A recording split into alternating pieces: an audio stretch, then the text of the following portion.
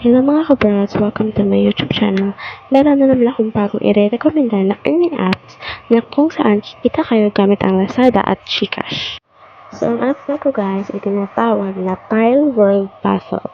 So pindutin na po yung tatlong cards dyan and ito na po yung lalabas. So take note guys, while playing this game is kailangan nyo makomplete all cards in a season para maka-withdraw kayo.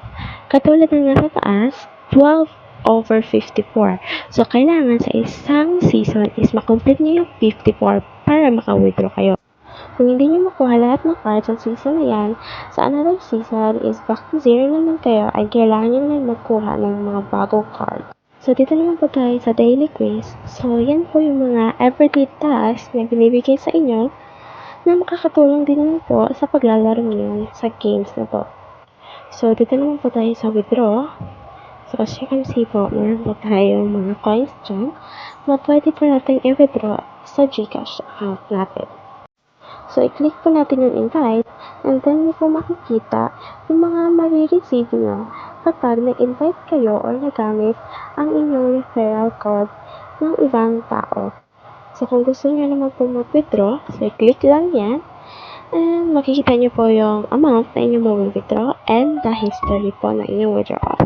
As you can see po, may history na po ako na naka-withdraw po ako ng isang piso po. So, sa first season po yan, siya naka-withdraw po ako.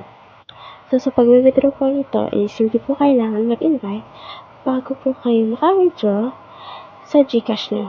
So, ganito lang po siya kadaling laruin.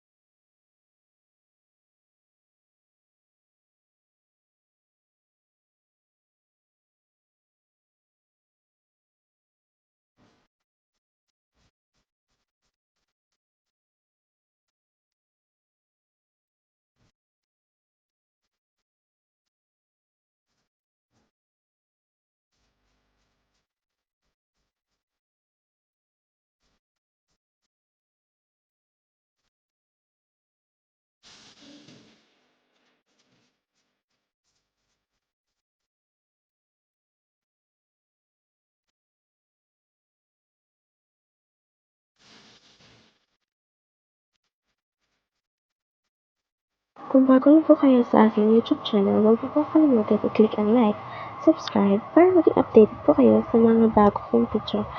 At mag-comment na rin po kayo kung nagustuhan niyo po itong video na.